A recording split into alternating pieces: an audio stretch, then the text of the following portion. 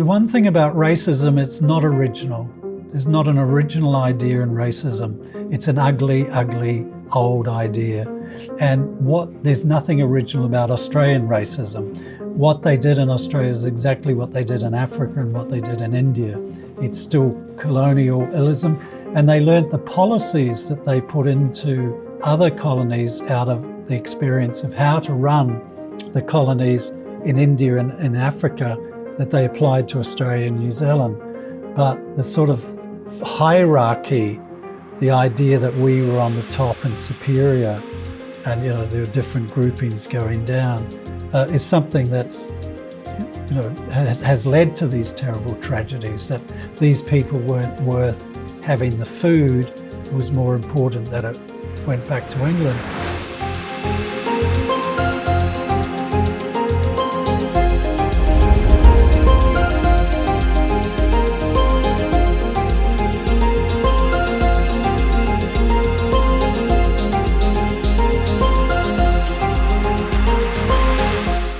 I mean, they were only asking for a voice that would give an opinion and commentary on any legislation that passed to do with Indigenous Australians. They didn't have any power to change legislation. They didn't have any power of Parliament to actually cancel a law or do anything. They just were an advisory group that was recognised within Parliament. Look, to explain the situation for Indigenous Australia today, comparing to India, I mean, there would be very similarities about, we have a right to, our independence. We have been here. This is many, many years. We are a recognised culture. We have certain ways of living that is different to England and British. The difference with India in the late 1940s was able to make the British leave. No matter how much the British would like to interpret and make films that sort of suggest that the British, just saw the light and left India, they were forced out of India. They were forced out, and many Indians gave their lives for that independence. And, the long period of time by which they were able to make the British leave, and people going to jail for it and suffering for it, Indian people. The difficulty for Indigenous Australia and with Maori is, the majority of Australia is white. It's, and many of them from the British colonial descent. So it's a more complex situation in Australia where you can't just force them to leave the land itself and then you go on with whatever it is India becomes. And the complexity for Indigenous Australia is they're only 4% of the population. They are very spread around Australia, so many communities are isolated. And often it takes a lot of money to run a community effectively because of the traditional land that they're related to. So these are complexities that exist in Australia today. So I'm very much aware that there has to be some form of communication that achieves, and I was hoping The Voice. I thought what I'd explained to you was actually too little. I thought they should have gone for something bigger, like a treaty or more stronger. But when I saw many Aboriginal leaders, particularly a friend Rachel Perkins, who's one of our major Indigenous filmmakers, and Warwick Thornton and others, all supporting this idea of a voice to Parliament, I came around and thought, that it's probably a wise move to go a bit gentle, to not ask too much, to get, a start where they actually do get this voice in Parliament. Unfortunately, it wasn't a great campaign was run for it, and there was a lot of time when, although the government announced there was going to be a referendum for this voice, for where Australians could vote whether there should be a voice to Parliament or not. But the No campaign, the No in Australia is very strong. The Conservative No voice against any shift or change, particularly like that, which is a more progressive thinking of giving, the Indigenous Australians. And when was it that Aboriginals were given the right to vote? Oh, that gradually came. Fairly much by the late 1960s, they were given the right to vote in state or federal. There's a gradual shift. To me, many of the shifts only occurred, like in India, because of Aboriginal Australia or Indigenous Australia.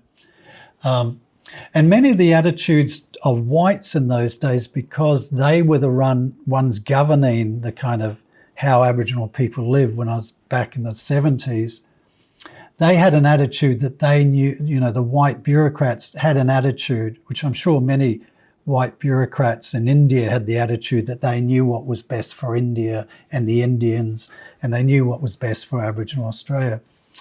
And I'd hear this quite openly because I was white, right?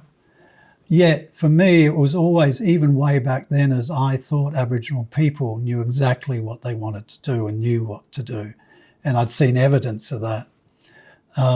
Some very heroic people doing Aboriginal people when there wasn't any interest in supporting communities or keep communities alive were by often matriarchs in the communities, women in the communities, keeping the communities together. And also many of them were trying to break out and they'd try to go to the city to get a job or start to become, as one wanted to be a photographer. They'd end up going back to their community. They found that, the racial prejudice was too strong in those days. And you're not going to see racial prejudice in Australia in the cities so much. You're going to see it in the countryside, in the north particularly. That's right. It does, yeah. Like I witnessed it, never had it in the city because, I wasn't with Aboriginal people in the city. But when I went to these country towns, it was certainly very strong. And it's certainly historically something that I learned has been going on for a long time. But the film I did after that film, I did on the White Australia policy, because I was now interested in Australian history and being asked, what do you want to do next? And I'd learned about this thing called the White Australia policy. And again, nothing written about it.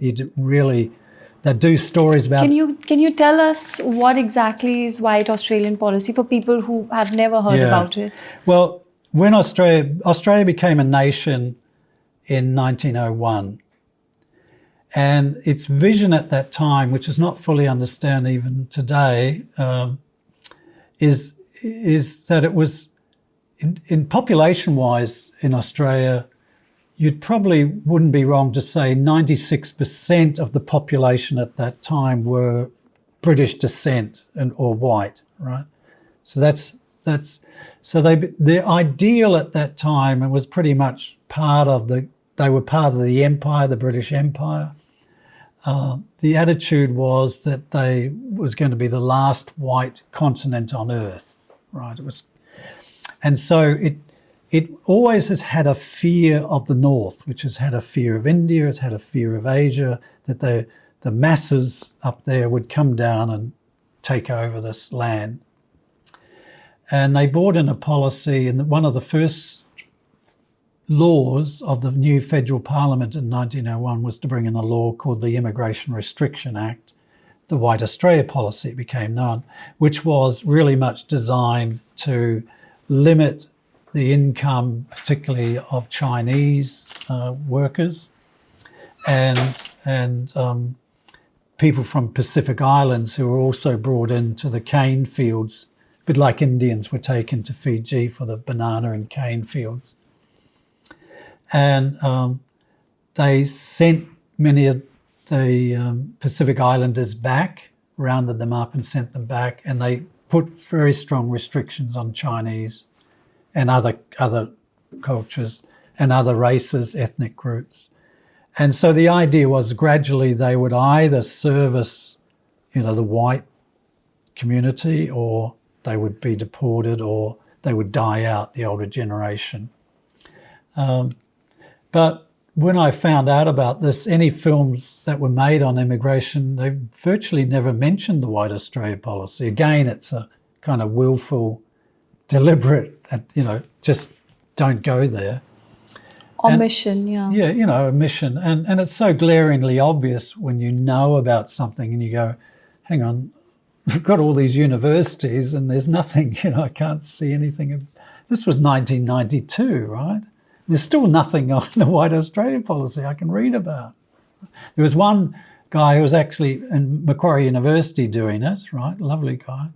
But that was it, right? So again, it was something that was swept under the carpet, as they say. It was ignored deliberately. Whether it's conscious or not conscious, it's kind of a way of cleaning up the past. I mean, my explanation as to why these things are left out is they're not nice things, right? There's one thing that Australia and New Zealand wanted to present to Mother England was that they were respectable. All right, respectable people don't have histories that are bad, right? We are a respectable group. At least they acknowledge that it's bad. Yeah. I mean, if they're willfully omitting it from the history or not presenting it, so somewhere they know that they are wrong. Yeah. Right? Yeah. And then they're trying to hide it. So I think that's the first step. Yes. And so, again, the ABC then, the person in the ABC commissioned it, and that one was interesting, that some of the immigration officers who were going to tell me the truth about how they used to tell if a person coming into Australia, if they had any, you might have been English but gone to Europe and got a suntan so your skin was darker, they would be suspicious of you if you tried to get into Australia. This is true, even 1950s. And what they used to do, if they suspected, the immigration office suspected you might be Asian somewhere in the background or another culture or ethnic group that's not British or whatever was allowed, and they would send you off to get a medical check, and the immigration officers would inform the doctor to check for, whether they were actually, do you think they're Oriental or maybe Indian or something else. And so the doctor would secretly be looking for evidence of colour or difference. These were some of the things that went on, and these were some of the things these immigration officers who were fairly, their conscience were, attacking them, and they wanted to talk on camera. And when some of them spoke on camera, as a whole group of ex-immigration officers from that earlier period were trying to stop them saying anything on camera. And so we had to virtually make this film secretly because we were afraid, they'd get to them and say, don't talk about this on camera. So this is 1990s, right? So even in those days, it was very difficult. And the film came out, it's called Admission Impossible, and it came out with, Pauline Hanson, who represented, when it was first screened on the ABC, and we did it in a co-production with BBC in England, and it was screened on the BBC and screened on the ABC here. And when it was first screened here, didn't get very good ratings. But then when Pauline Hanson started her political career, about racial divide, suddenly they screened it 4 more times and it got huge ratings. Everybody is interested now in the White Australia policy and race. But before that, no one knew anything about it again, and so they weren't interested. But I actually got threatening letters. I got, calling me a traitor, and,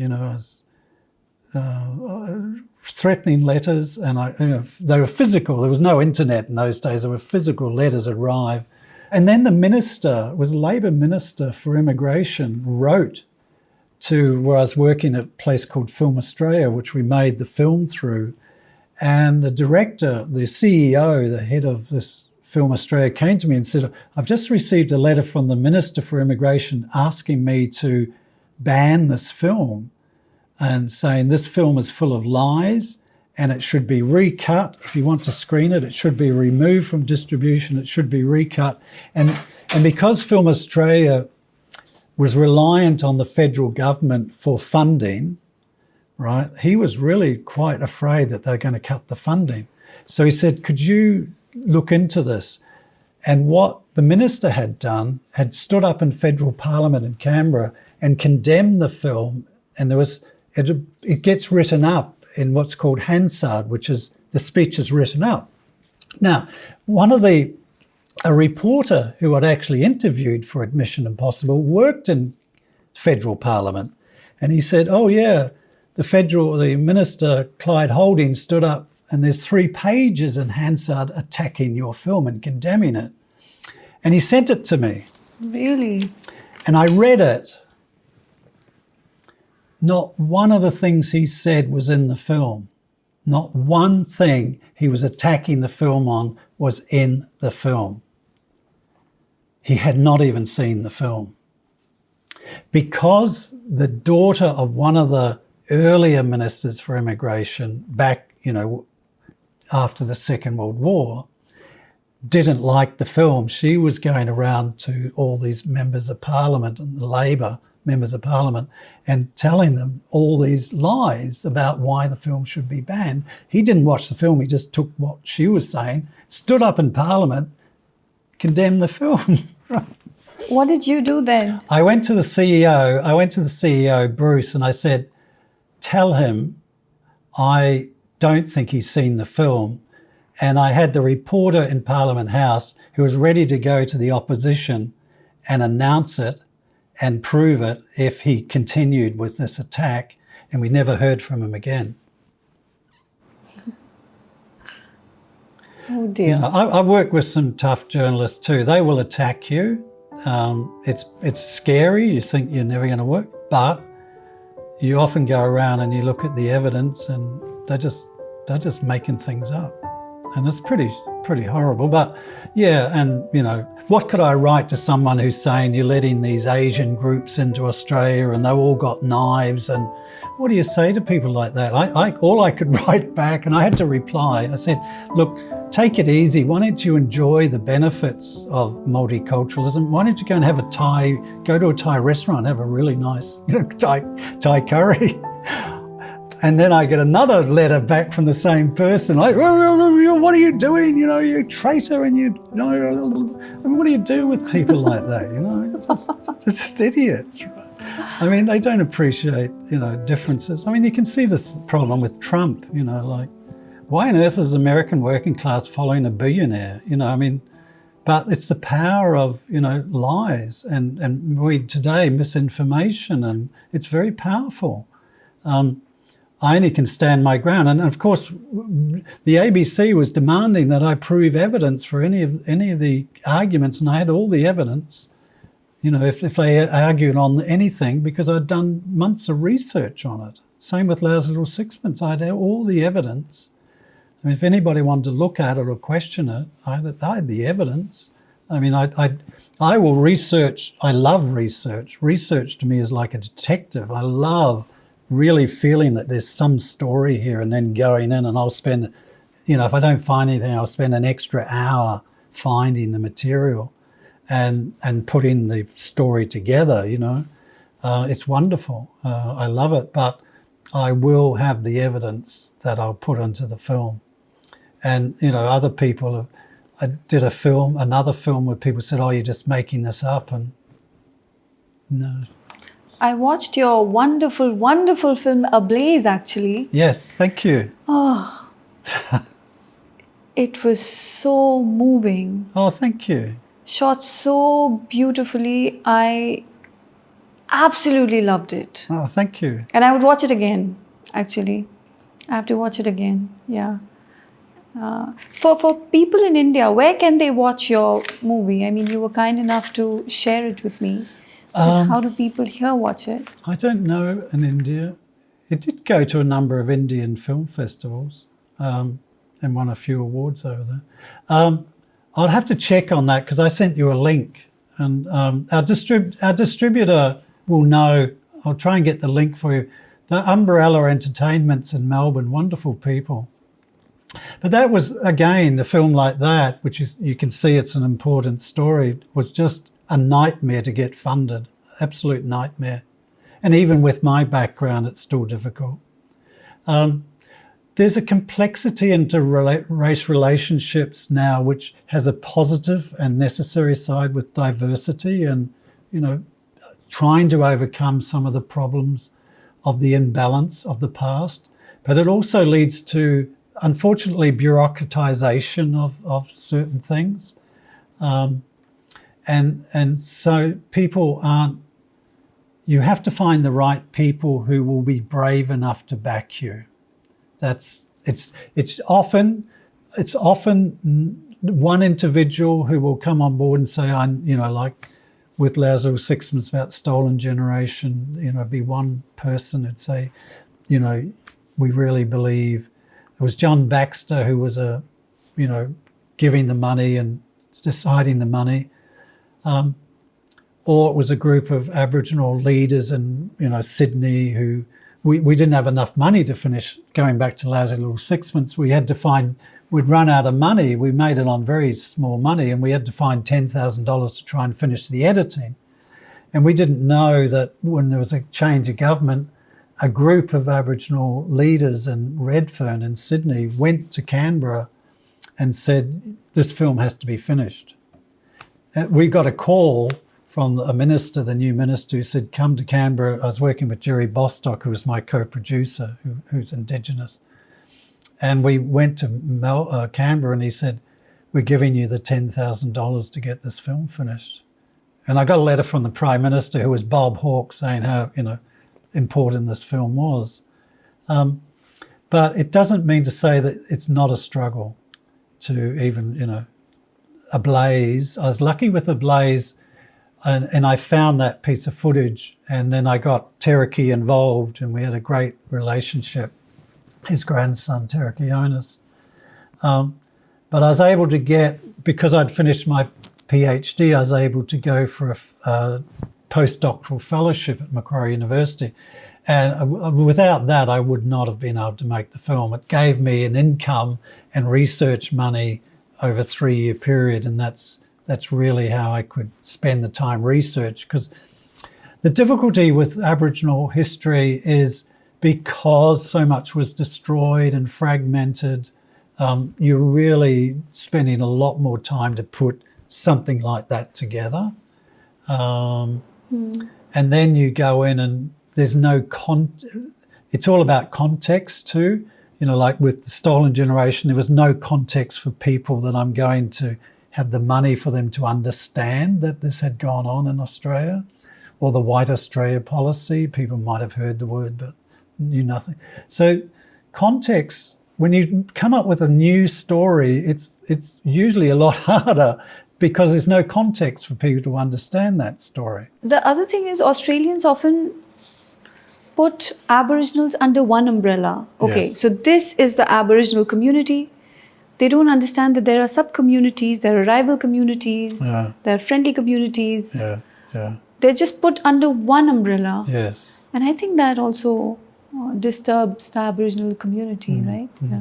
I mean, for instance, trying to understand India, with many different cultures and different areas. It's such a massive place, and the different art forms that arose in different areas of India, for instance, so different languages and different dialects and different stories.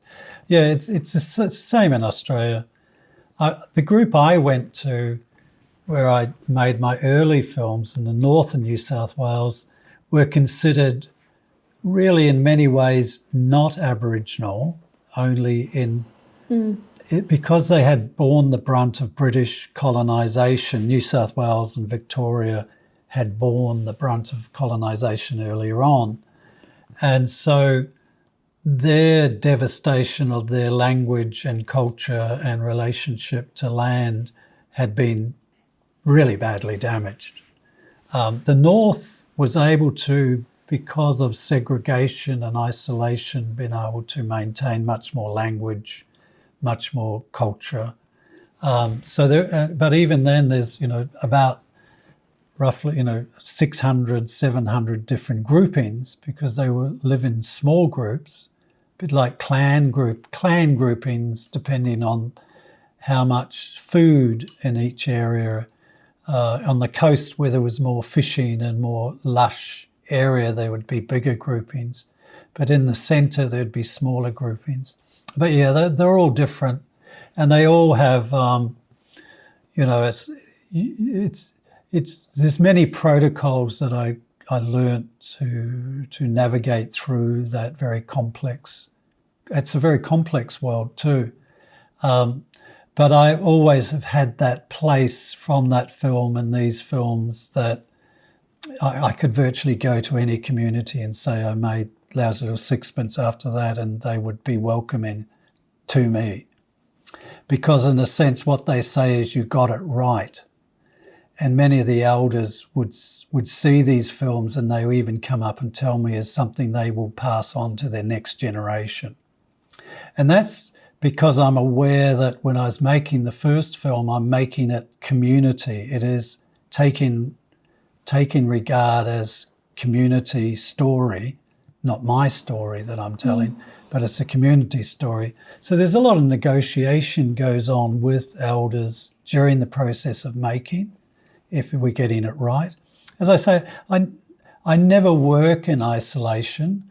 I mean, I would never get the money, for instance, for A Blaze, which was about 650,000 Australian dollars, 700,000, because I'm kind of the emotional type that if someone said no to me and was sitting at the table, I'd probably leap over the table and want to strangle them, So I always have very good producers and people who are good with money, who've always supported me.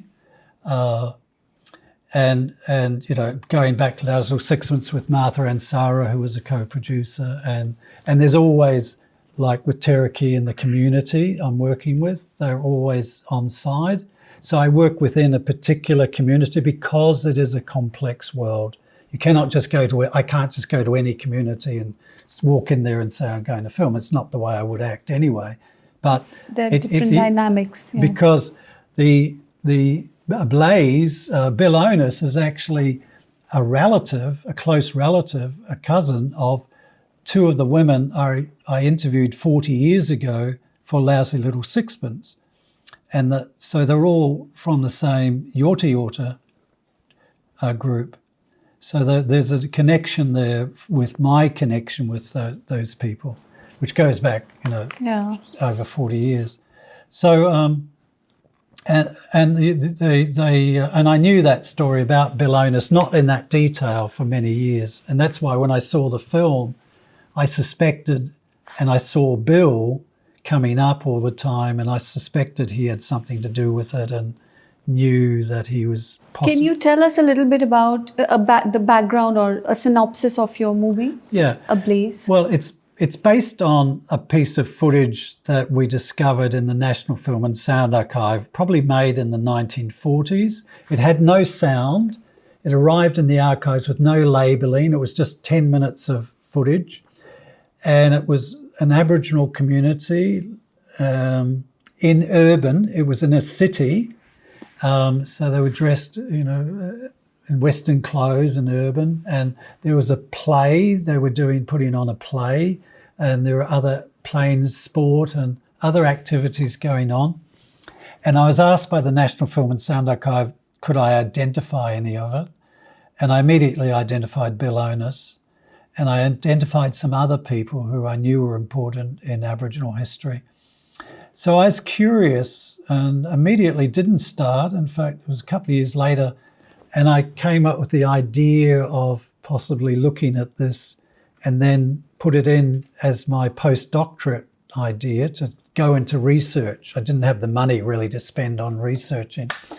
And so that became my postdoctorate work, and it allowed me to go further into the research. And I knew of Cherokee Onus. I thought it'd be wonderful if Cherokee was able to go on the journey with me and sort of have this sort of journey of searching for where this film came from, and it's linked to Bill Onus.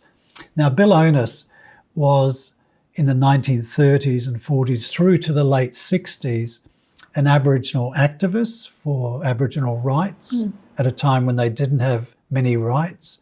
He was a leader in that community. He was also a man who put on theatre, who was an entrepreneur. He even had his own shops. And these are kind of aspects which were unheard of about Aboriginal people from that period. And he's very much known as a figure in Victoria, but not so much in New South Wales or outside. The whole movie Ablaze was very interesting, particularly the bit about the Kamra Ganja people. Am I pronouncing it correct? Yes, that's correct. Now, I saw a lot of similarities with India. Can you talk about that episode in Kamra Ganja when people were being starved? The Aboriginals. Yes. I mean, in many ways, there's more. Lousy Little Sixpence, the first film about Stolen Generation, we talk about Kamara Ganja. Kamara Ganja was a government reserve, a bit like a missionary. When they took Aboriginal people off the land in the 19th century, they would put them into what were government reserves, plots of land. And they were run by the government, and they would be living there and under the separate laws. And Kamara Ganja is on the border of the state of New South Wales and Victoria. And that was where two of the women that I first filmed, were taken from by the police. Margaret Tucker, I spoke about. The police coming and taking her away was in my earlier film. And Bill Onus grew up in Kamara Ganja. Kamara Ganja, as a group, the Yorta Yorta people, they are very important historically because many of them became political activists. In fact, many of them went to Melbourne, as I talk about, and they were in exile in Melbourne in a place called Fitzroy, which was a slum in those days. But they became the first urban Indigenous activists in the 1930s, calling for very much what they're calling for now, equal representation in Parliament. They wanted Aboriginal representation in Parliament back in late 1930s. They were calling for that. So I knew of that story, and as I say, I knew of Bill Onus and the significance of this. They were a very small group. They were probably no more than 40 people, but they had a big impact, and they were calling for. They didn't have any rights as citizens. They weren't allowed to be Australian citizens. They couldn't vote. There were many restrictions on their lives, and as you know, their children were being taken away from them. And they were hoping, the white governments were hoping they would die out eventually, and that would solve the problem that they had.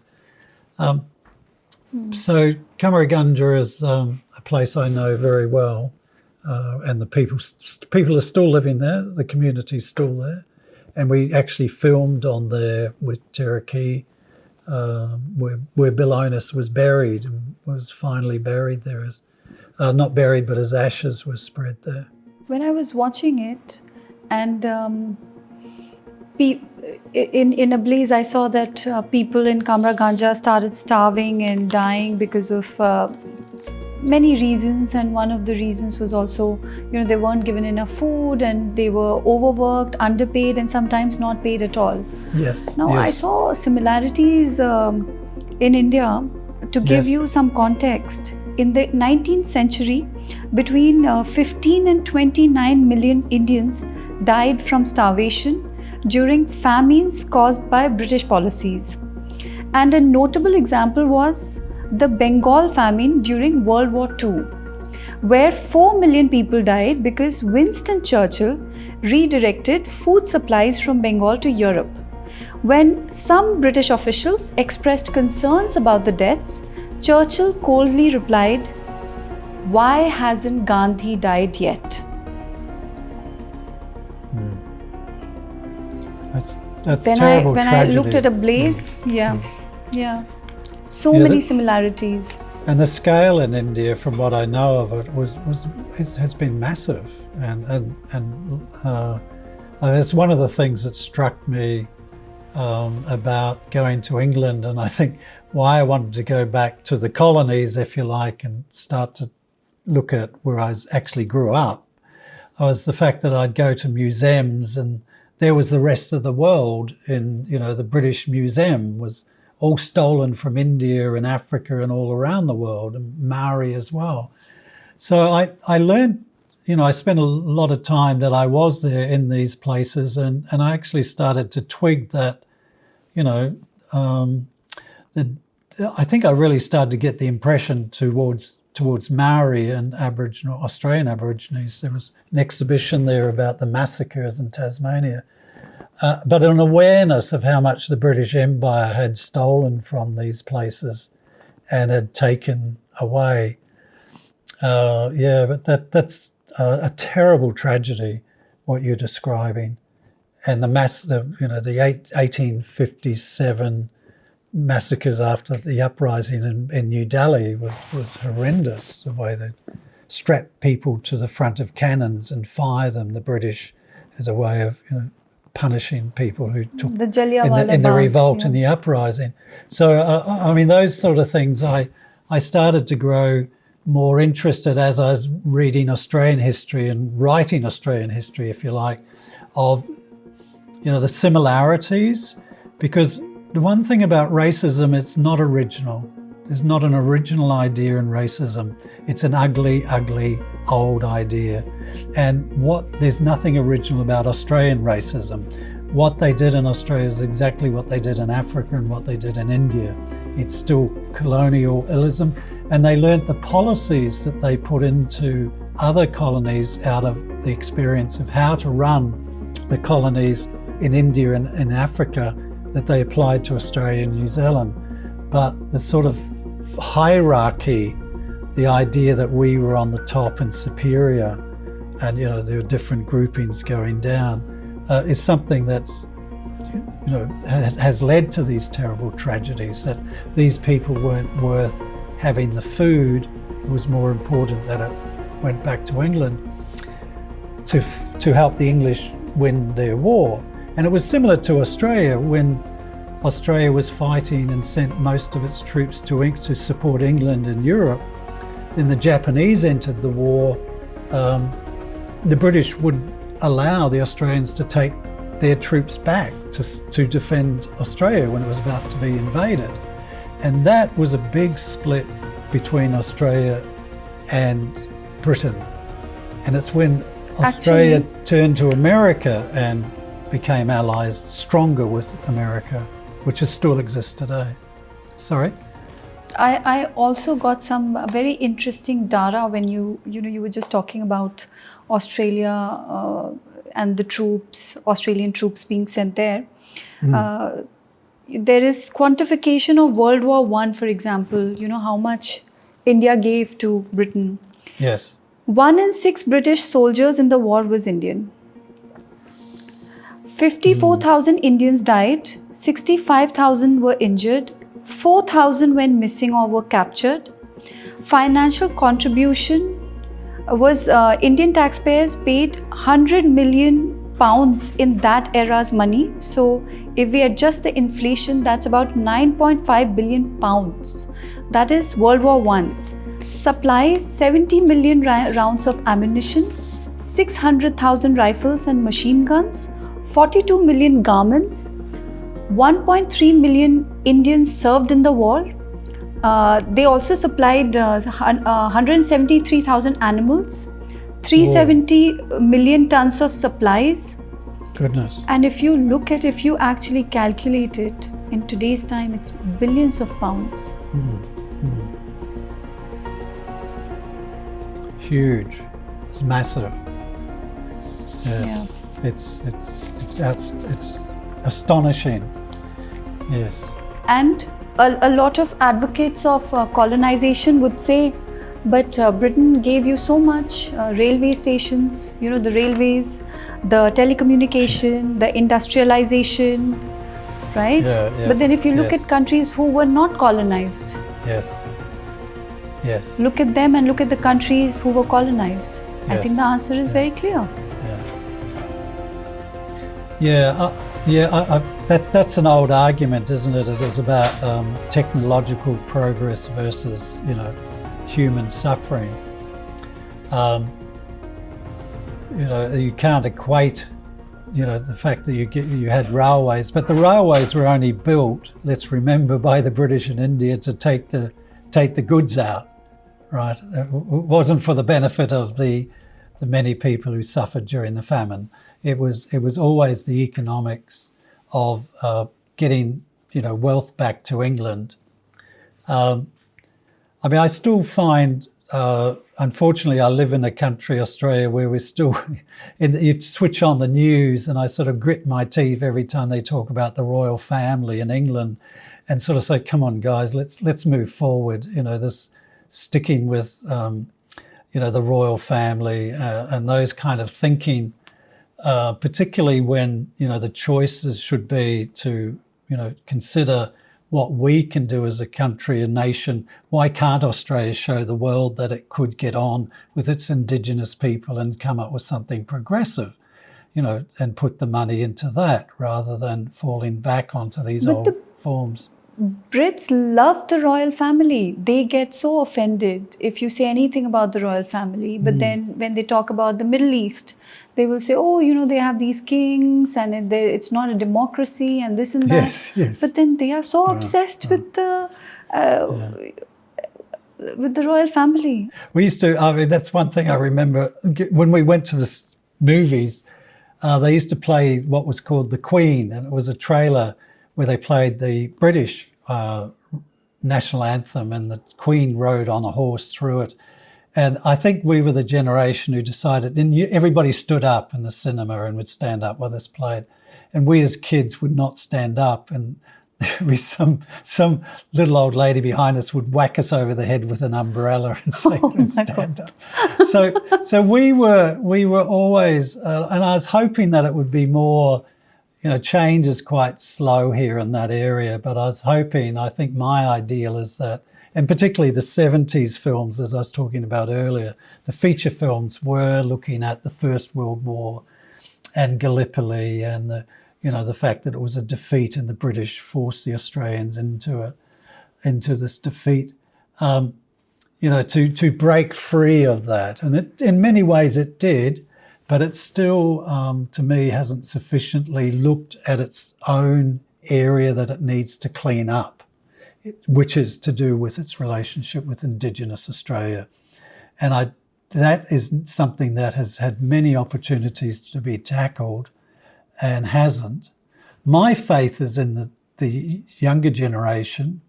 When I used to first teach about this, as I say, it had death threats and everything, but it's only been the last decade, even a little bit less. I think the newer generation who is have a different attitude than the older generation. And it was largely the older generation, which is, my generation, that said no to any change. And I used to screen Ablaze to community screenings, mainly made up of older white Australians. And it was amazing how much the same age as me and same generation who knew nothing about, had never been out to Aboriginal communities, had never sort of known, it would say, oh, I never knew that, So to me, it's a kind of questioning. I guess as a filmmaker, and the reason why I make films is I realise I'm going into worlds that they are not going to go into worlds. Good people, raising their families, and you'd say they're good people and often very generous and warm. But I, as a filmmaker, am going into areas. I'm going into this area, and I try and bring back the stories and make them in a way that are accessible. As you can see from Ablaze, my films are very accessible. And we spend a lot of time. Sometimes making that film, I thought, oh, I'm talking about this subject. Everybody in Australia knows about this subject. And then I'd have an experience, would say, no, don't assume that they know anything about their past. And sometimes we actually went back and edited some elements in, like the fact that we talk about slavery in the Northern Territory, how Aboriginal people were chained up and treated as slaves during the Second World War and afterwards. And I thought, oh, everybody knows about that. And the Prime Minister of Australia at that time, Scott Morrison, came out and said there was no slavery in Australia. Right, so you go, okay, I better explain. So sometimes you have to go back to step one and square one and explain, because as information gets, overlooked or lost, it's always a bit of Look at those photographs in your document, in your movie, where they're chained collectively, not even individually. Yeah. I mean, those are real photographs, real videos. And prison chain gangs. And I mean, the area for me is, the more I go into it, the more we don't know. So, I mean, like our first films, like even Loud's Little Sixpence, we believed that education was the way of changing people's minds. And we worked very hard, although we didn't get much money, to try and get that film into every school. And we'd go to meetings with the education department, and we would always have study guide, we spend a lot of time on getting guides by which teachers could use these films in education to actually talk about the past and give teachers some guidance and something they could use in the classroom to start talking about this past, like taking kids away in stolen generations. And it took us ages to convince the education department. And the only argument we could basically say when we were fed up with them, you have nothing on 20th century Aboriginal history in New South Wales classrooms in 1984, all right? Nothing. And they knew that. And they'd say, no, we can't do that at cost. And we ended up with the victory of having every classroom in New South Wales had that film on video at that time with a study guide, every school. But to do these things takes an enormous amount of time. And as I say, I couldn't have made Ablaze without, the fellowship from Macquarie University. It takes an enormous amount of work to actually just get. And as I say, there was a time when you just couldn't, if you had an Indigenous themed film, you wouldn't even get into television. And as I say, we had to petition, the national broadcasters to talk about stolen generations. And we'd go to the press, we'd use the press. They were on our side. And a lot of people who saw the film were on our side, and they knew the film was important. So you never work in a vacuum, but it does take a lot of work to get those things seen. I had a question about Aboriginals. How much do you think they have they embraced Christianity completely, or they still have their own belief systems? Yeah. Because the missionaries went and they converted Yes. them and took away the language, as you said. Yeah. I can give you an example of that. In the north of Australia is an island called Mornington Island, Lador people, who had a very good missionary. I think he was Presbyterian, Christian missionary, and had some respect for the culture. And he actually made films. He had a 16 millimeter camera, and he recorded about 4 hours of film in the late 1940s. Yet, if you go to another mission on the mainland, I won't say the name, but they were in a very conservative Catholic grouping, and virtually there's no culture there. So it depended very much, you were very, very much dependent on the missionary who ran your particular mission, or the manager, the white manager who ran the reserve. And particular, when we talk about Kamarigundja Reserve, they happened to have this very drunk sort of individual who was the white manager.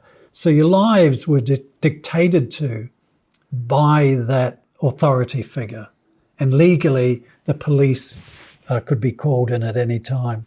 If you caused trouble on a land, on a mission, you could be taken away from your family if you're an adult and sent to another, virtually exile. And this happened often in Queensland, where they were sent into exile. So a lot of people are still looking for their roots, where they come from, as you mentioned, like in Fiji. And that's still going on. And I've been able to use film in supporting that. Coming back to Mornington Island, they had a traditional dance group called the Mornington Island Dancers.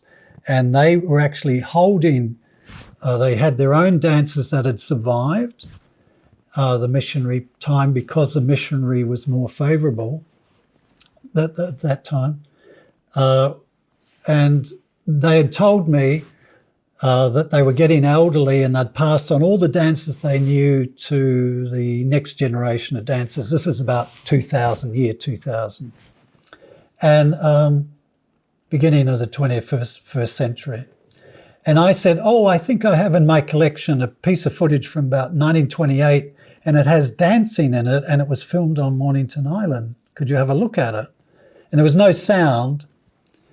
And they came down to Sydney and came to my flat then and had a look at this silent piece of footage and went, oh, we'd never seen this dance. They had never seen the dance because the earlier missionaries had banned any culture.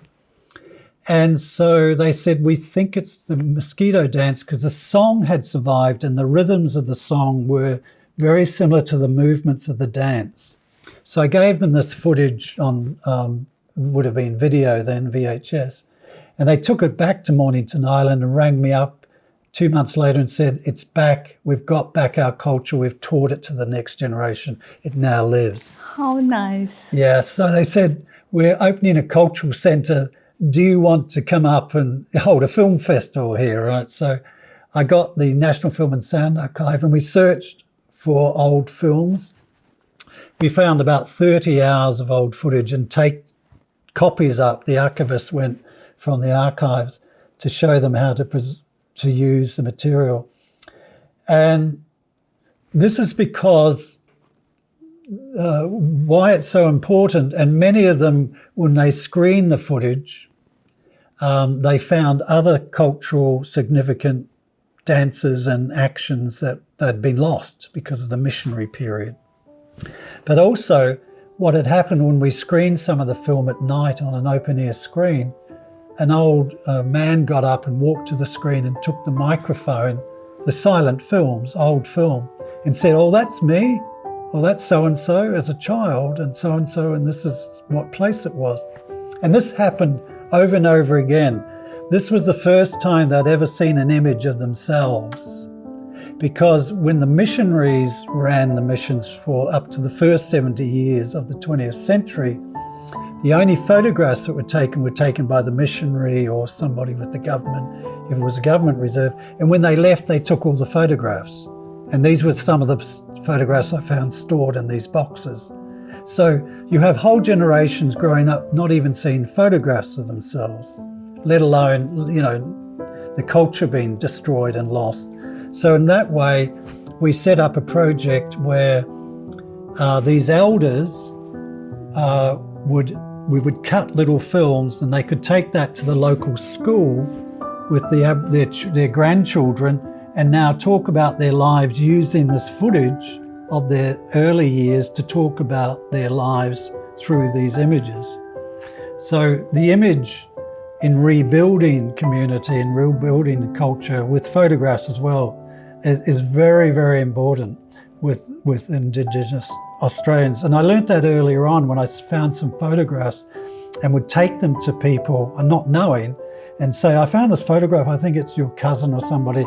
But the whole group would just sit down and look at it and study it, and who's next to who, and where was it taken, and who's that person, who's this person, because they had never seen an image of themselves.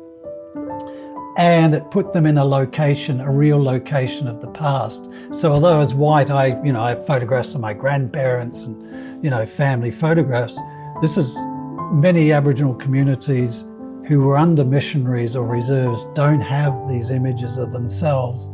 And you'll see many of them searching archives and going to archives. And there are many groups now just trying to find images to piece together their own story, their own histories. And this is why we had terrific filmmakers emerging from the 1990s on, because it's a search for them to find their past and have very strong stories to tell, of course. But yeah, so that's another aspect of my life that I've been involved in doing. I mean, it's wonderful to realise that, I had this piece of footage. And it's the same with the Bill footage, it was 10 minutes. I've been sitting in the archives for about a year, probably from the 1970s. So it's probably been in the archives 40 years before I made Ablaze, just sitting there. How's the response of Ablaze? Oh, huge. Yeah, really good. It went into the cinemas. There's an independent circuit and went to the Melbourne Film Festival. It went on the ABC and was been on iView on ABC. But the most interesting internationally, that it was picked up by many film festivals, excuse me, Indigenous film festivals around the world. They really identified with Bill Onus's story as their own struggle, very, very similar. And the most, area that was most closely aligned with it was Canada. Places like Saskatchewan, the state of Saskatchewan, where there's very big Indigenous communities. They really, really screened the film a lot in that area. And there was, it screened at the oldest Indigenous film festival in that area, which was given a top place in that screening. So in terms of local Indigenous groups, and Mexico as well, areas of Mexico where local groups have identified with that story very, very closely, and screen it. And so that was a really rewarding, lovely sort of side to it. What about your family now, your wife, your kids? What do they think of your work? I suppose it's, they're pretty proud of it. They're proud of it. I think my father, when he saw my film on the Stolen Generations, kind of twigged, many years after we'd sort of not speaking with each other. My oldest brother said he was deeply moved by that film, and I think it changed his attitude towards me enormously. What about your sister? My sister, they love it. They love it. They think it's fantastic. But if you're a New Zealander, you won't, you'll say it, but you'll sort of rib me about what I'm doing. But no, they're very supportive of that now, because I can articulate who I am much more than I would have in the past. I kind of could say things to Aboriginal people that I couldn't quite articulate to white people. And it's to do with a cultural background and sort of place. But I've really felt, I suppose like New Zealand, we were that generation, and there is this thing of, there are a lot of boring people out there, suburban life doesn't interest me at all, really. I've made films on Antarctica and been to Papua New Guinea and made films there, and still make films on, last one we did was on the Latrobe River in Victoria, about trying to rectify all the environmental damage that has been done to a river. So, and I work with a colleague who worked on Murray, who works on, I work together with him. We do a lot of sort of community films like that, to do with environment. And so, I made the first, film about climate change 30 years ago, so I think what interests me in this one, going back to Federation and how race was seen in Australia, and the fact that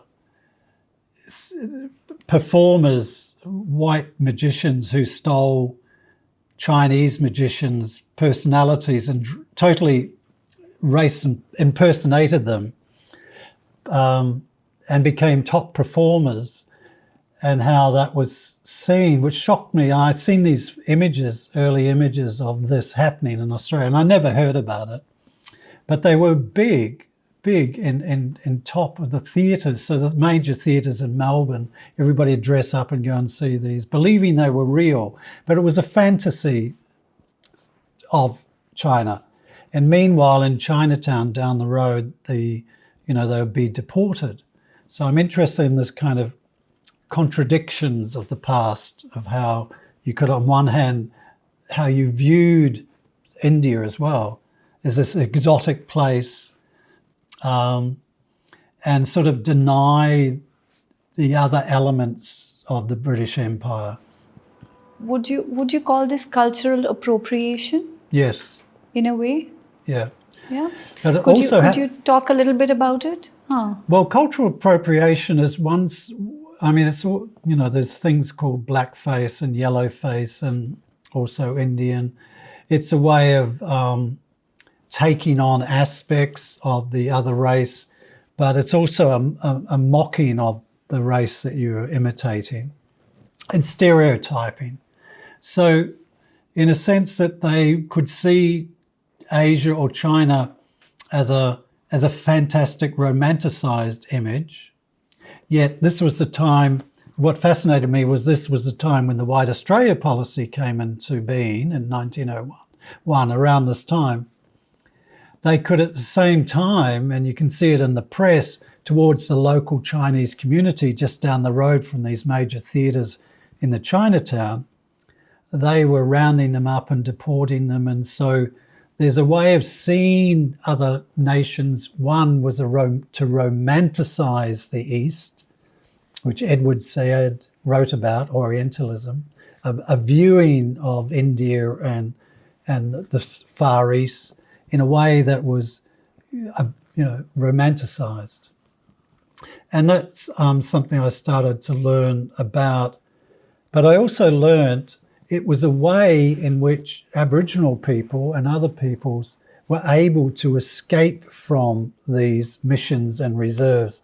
Because remember, the colour of skin in a 96% white country, you're going to stand out. And the police were going to, there's no way to escape it. And what I learned was one way to escape in the North Queensland from this place where they'd send these so-called troublemakers who were Aboriginal people on their mission or reserve, trying to ask for better conditions. And, as you say, when there was poverty and starving and illnesses, they would be taken away from their families, these adults who were causing trouble, and sent to a place called Palm Island in the north of Queensland, which was 40 kilometres off the coast of Australia, and they weren't allowed to return to their family. They were banned from returning to their community. But what I discovered was that they were also good with snakes and snake handling, but they would reach the mainland, and some of them actually just used logs to get through these shark-infested waters to get to the mainland, or stole the missionaries' boat, rowing boat and row to the mainland. And the police would try and hunt them down. And the way they could escape Queensland and try and get to Victoria, which was probably the most liberal of the laws for Aboriginal people, it wasn't as severe as the far north, they would dress up as Arab or Indian snake charmers because they had darker skin. So they would put on, the chic and women, sometimes women occasionally would use the veil, right? And a blanket and put it around, and they would join these travelling shows, which was performers, which were many in Australia. And again, something we don't know about historically, even the fact that we had one of the biggest show trains of travelling performers running up the east coast of Australia in the world throughout the early 20th century. Yeah, nothing's done about it in Australia. Probably, it's a lower form of, entertainment, so therefore, according to the old history, it wasn't good enough. But when I was doing shadow puppets, I'd meet not these people, but show people who were travelling around and this world that existed. But yeah, so I'm looking at that, of how people overcame, as I do a bit in Ablaze, like William Onus joined travelling show trains because, as I say, he couldn't travel by car because you're darker skinned, therefore the police are going to stop you. And so he joined the show trains and the travelling circuses and travelling shows as a performer. And that's how he learnt much about the theatre later on in his life. So I'm sort of expanding on that story that we tried to put into Ablaze, but it just went off into a tangent, so we took it out. So I started that with Ablaze, but now I'm sort of expanding it to look at how different groups in a so-called, ideal white world, there's these different groups, how did they navigate crossing the borders and boundaries? And they would travel around and change identities and shift identities. And of course, if you had lighter skin, you would attempt to pass as white. This was quite common. So it's a way of looking at that entertainment side, which was very big, huge in Australia. And that's the next one. Talking about identities, you've lived a very rich life. You're still living a rich life. You are Irish, ethnically Irish. You lived in New Zealand. You've lived in Australia. You've traveled around the world. You've done some very noble work, which was very, very hard at times. So you've done work which needed you to be bold, have a lot of courage. And I think through this process, you also went through a major identity crisis. Now, looking back, how comfortable are you with your identity? What do you identify with? How would you say your journey was? How would you describe it? Well, I'm really proud of some of the things I achieved. I mean, really, really proud. Given who I'm still to be a filmmaker, you've got to be vulnerable, right? You've got to be able to feel, right? I know I'm terribly sensitive and probably overfeel, and some people would say, you feel too much. But as a filmmaker, you've got to have kind of, I don't have that thick skin, I still will see something that fascinates me, like a photograph, like that's what fascinated me to find this story. I'm sort of open to things, and I think you have to remain vulnerable. And so I can still, I just moved house. It was the worst thing. It was the worst experience. I hated it. But also at the same time, you realize that it's a horror, it's an experience. I'm not necessarily after good experiences, right? I won't have any story if I go for just good. I mean, drama is drama. Life is about conflicts. It's and film is all about conflicts. How do you deal? And why we go to the cinema now is, how do they deal with this conflict? How does the protagonist overcome this problem? How do they achieve their goal? It's all about, in the Hollywood design. So it's how do you get through this that fascinates me. But I also am aware, like when I sat in New Delhi on the street and saw somebody who had, 10 apples and thought, gee, I think I've got it tough, or Gaza or Palestine, and think, if I feel sorry for myself, I'll go and donate money to them because look at their lives. It's just, and it could be stopped, and it could, I think the thing that there's always you try and find a balance in life, and I'm always learning. I never have the attitude that I know, and Blaze almost didn't succeed. I mean, I'd gathered so much material. I had so much material. We were meant to show at the Melbourne Film Festival at a certain date. And the editor, Tony, who's beautiful editing, as you can see, Tony, when I was sitting in Melbourne, going, how are we going to finish this? We've got to show it in a couple of months. And I'm desperately exhausted trying to get the whole thing done. And then COVID hit, right? So terrible COVID hit. We had to close down. They stopped the festival. And then later on, I had 4 months I spent on rewriting the whole thing and paper editing, and sent to Tony, who's in Melbourne via Sydney, and we edited. So there you go, a horrible thing like a pandemic. I was jumping up and down because I saved my film. We didn't know how we were going to finish this film. And Did even you when pull through it? you never know. All you can do is put your heart into it, right? It's the heart of it. And we didn't even know, and I didn't know, and this is honest, for ages when I finished that film, I thought, this is never going to work. At least I've done my best. We went down to Melbourne to do the sound mix and the grading, and everybody's doing it, and they did the grade and the sound mix and had a screening. Everybody go, this is wonderful and fantastic. It was the first time. Oh, is it working? I'm going to people. Is it work? Is it work? Is it working? You mean this? Yeah. I'm like that. At the end of the production, I have no idea. I had no idea with Lousy Little Sixpence either whether it was working or not. Jerry and I were at a screening of Lousy Little Sixpence about the Stolen Generation, and people heard about it, and about 1,000 people turned up to the screening for the crew, right? And when it finished, this film, there wasn't any applause, nothing, and it was silent. And Jerry and I weren't with the audience. We were in the back in the projection room. We were too scared to go out and see. And I looked at Jerry and I said, I think we've really bombed this one.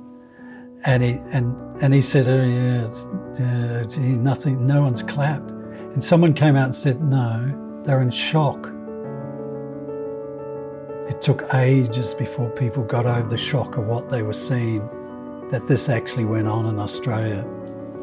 So you never know. You only just, I'm more sure of solving problems now. I know if I get into a trouble, I either have very, very good technical people with knowledge who solve it for me, or the other problem I can solve, certain things I can solve, and if you got time. And when you have the wonderful storyboards, if I get a bit in doubt, I look at Sajjat Ray's, the great Indian filmmaker's storyboards, the most beautiful storyboards and illustrations. I'm inspired. It's other filmmakers. I can look at a film and go, my goodness, that is incredible. There are great films always been coming out in the world, continuously. They say it's going to die. No, it's not. It's a very powerful medium. It's a very wonderful medium to work in. You just hope that, it doesn't get so hard. But I don't think that happens. I didn't go to university until I was much older, right, as you know, and the PhD was much older. And I much prefer to make film than I do to write it, even though I have written and been published in the top academic journals in the world without a change. I can write that way. I learned how to write big words. I can't remember what they mean now, but I learned big words. But in preference, there's something about the liveness of of cinema that I am good at and that I love and get very thrilled about, it's really exciting. I mean, making a film. So if you meet your younger self now, what advice would you give to your younger self? I'd give him the same advice that Francis Ford Coppola I met when I was young. Francis Ford Coppola, the great American filmmaker. I said, I just made a short film, Francis. And he said, make another one. That's good advice. And the thing about filmmaking, I never went to film school, is just go and make it. Go and make it, learn. The difference between me and many other people isn't the size of my ego. It's that I'm willing to make more mistakes. I'll probably make 1 million more mistakes than anybody else. But no one's going to see that. What they're going to see is what's up on the screen. And, if you make enough mistakes, you finally, if you sit down, as they say, an old saying, if you give 100 monkeys a typewriters each, or a laptop each, they might come up with a story. So, I'm a bit like that. It's true. I just stumble through every one. But fascinated to know more, fascinated to go into the story deeper. So I'm actually creating the story as I go, which is very rewarding. That's the rewarding part of it, is that I actually constructed that story. And the difference between me is I kind of know now, much more settled between drama or fiction and real, is that I'm much, much stronger in my foundation with documentary than other filmmaking forms. although I've done. Now, if you believe in heaven, and when you meet God at the pearly gates, what do you think he or she is going to say to you about your life? Well, I'd say, well, the typical Irish, you really messed things up, didn't you? You stumbled through it. Okay, you could go in. No, wait here. He'd probably say, wait here. We'll make a decision one day, and I'll just sit there and watch. I think I'll just sit down on the ground and watch the trees. There's nothing more beautiful than a tree. Honestly. That's the Australian in you, or the Kiwi. Oh, yeah. I grew up in paradise, right? You've seen New Zealand. It's just the most beautiful. Yet I grew up in a culture that preferred mowing the lawns and, trimming the hedges rather than appreciating the beauty of the wild storms and the landscape. And I said to myself at the age of 18 when I was getting out, someone said, "Why are you going to leave New Zealand?" And I said, "I'm not going to spend my life mowing lawns in paradise." But New Zealand is very beautiful. Yeah. I love New Zealand. Yeah. Which reminds me, I better cut the lawns next week. Yes. Is there anything else you would want to talk about before we wrap up? The beauty is I think my films contributed in some way towards that from what I did. And I love, doing films still. I'm never going to retire. Die at the editing desk. And that brings us to the end of this episode. Thank you so much, Dr. Morgan, for sharing your life experiences and sharing such insightful stories about Australia, about Aboriginals, about New Zealand, and about your life. Thank you so much. Thank you, Avariti, for inviting me. It's been wonderful to talk to you.